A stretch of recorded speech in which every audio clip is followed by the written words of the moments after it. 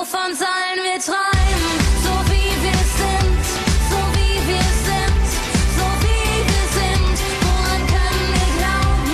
Wo führt das hin? Was kommt und bleibt, so wie wir sind. Wir lassen uns treiben durch die Clubs der Stadt, durch fremde Hände und wir werden nicht satt. Wir wachen dann auf bei immer anderen Geliebten, von denen wir dachten, dass wir sie nie verlassen.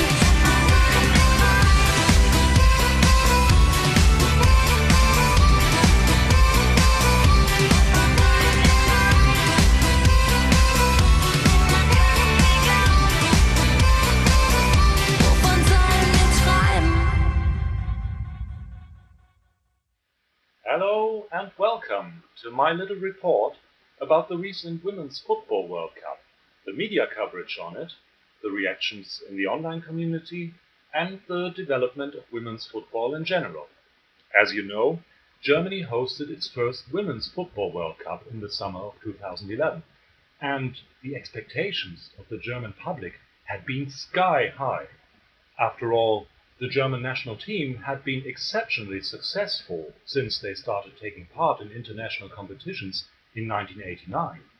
So far, the German women had won 7 titles as European champions and 2 titles as world champions in a row. They consequently entered the tournament as the outstanding favorites, attempting to defend their world championship for the second time. Moreover, people in Germany still feasted on vivid memories of the spirit of the Men's World Cup in Germany in 2006, the so-called Sommermärchen, summer fairy tale. And now many were hoping for a similarly ecstatic football festival. From this point of view, the World Cup of 2011 started promising. The opening game on June 26 brought a new European record in women's football. Almost 74,000 spectators watched the game in the sold-out Olympiastadion in Berlin. Up to 18 million people in Germany watched the World Cup games on TV, a market share of over 60%. These are about the same numbers which are typical for World Cup games of the German men's team. However, the atmosphere in the streets was far from the rapture during the Men's World Cups of 2006 or 2010. No public viewing opportunities, business as usual in bars and pubs. In addition, the German national team wasn't able to meet the overwhelming expectations and dropped out in the quarterfinals, defeated by the later world champions from Japan. That's one reason why I don't want to focus too much on the actual matches here. But the more important reason is that the World Cup has triggered an interesting public debate, not only about the athletic matters, but also about sociological, cultural, and emancipatory aspects of women's football.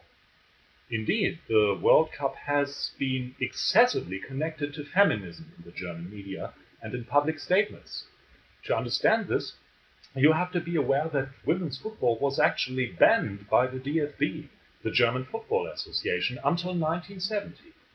In 1955, the DFB justified this ban with the following statement.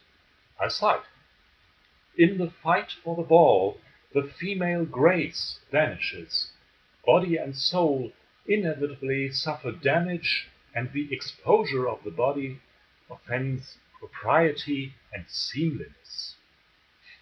And even half a century later, many German men apparently see football as a last resort of masculinity, which they feel urged to defend against all attempts of femalization.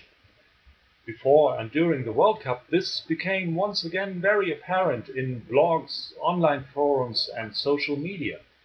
One aspect which especially struck me was that in online discussions, many men expressed their disgust for some players' non-female appearance and attitude, while they at the same time criticized others for wearing makeup during matches.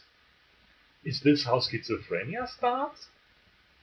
Well, in the 21st century, though, even the heaviest football machos obviously don't really see themselves in the position to call for a ban of women's football anymore.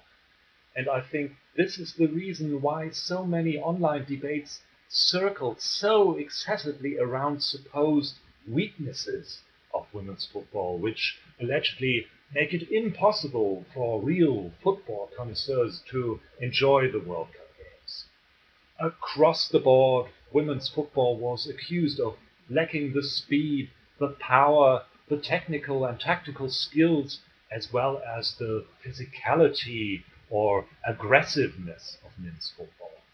Again and again, claims were made that any male amateur league or junior team would crush the German women's national team. In my opinion, most of these accusations are more or less true, but nevertheless, they are completely ridiculous. I mean, female footballers are, of course, generally slower and physically less powerful, but would anyone, for example, accuse female world-class sprinters for being slower than their male counterparts due to the anatomical reasons? Or would anyone argue that women's tennis is boring because services and returns are less powerful than in men's tennis? And what about the level of technical and tactical skills? Well, up to now, it is admittedly lower than in men's football, even though the World Cup saw scenes like this one, for example. And by the way, there are some matches which are painful to watch in every men's World Cup too. However, it's absolutely not surprising that there is still much room for improvement, because professional women's football is still in its infancy compared to professional men's football, which has a much broader base of players and much better financed football clubs. The following numbers impressively illustrate this discrepancy. According to Spiegel Online, the female player with the highest income in German football is Fatmire Lira Bayramay, who earns €150,000 per year, club salary and advertising revenues combined. But the male German footballer with the highest income is Bastian Schweinsteiger with €15 million per year. That's 100 times more. And many female footballers, even in the Premier Bundesliga, can't even make a living from football and stay dependent on regular jobs.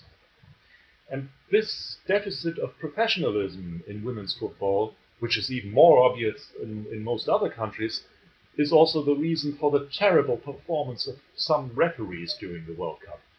This incident here in the group match of Australia against Equatorial Guinea is one of the most spectacular examples. Just watch for yourself. As you see, a player actually caught the ball after it had bounced off the post. It's hard to think of a clearer case of handball, yet the referee didn't see it, didn't get the situation, or wasn't sure about the rules. I really don't know what to assume here.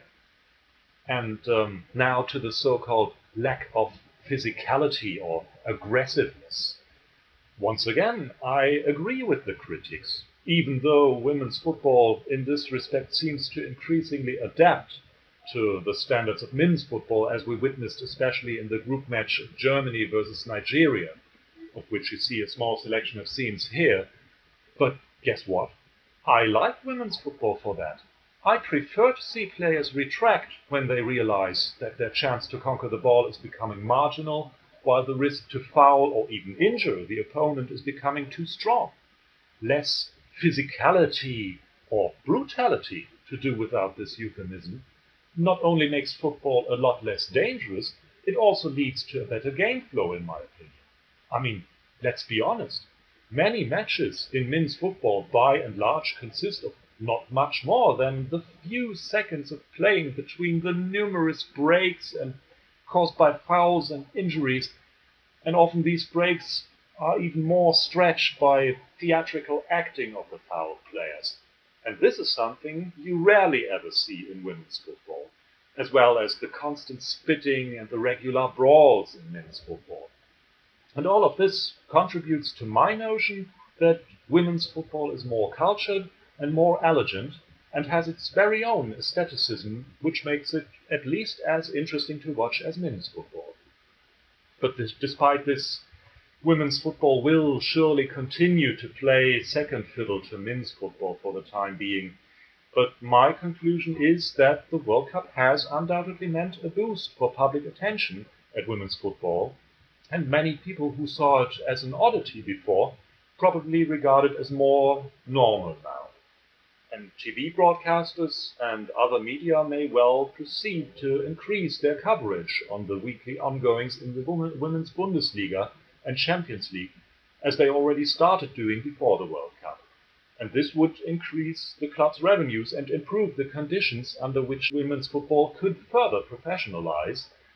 The Women's World Cup of 2011 already provided a strong indication that women's football is indeed becoming more professional.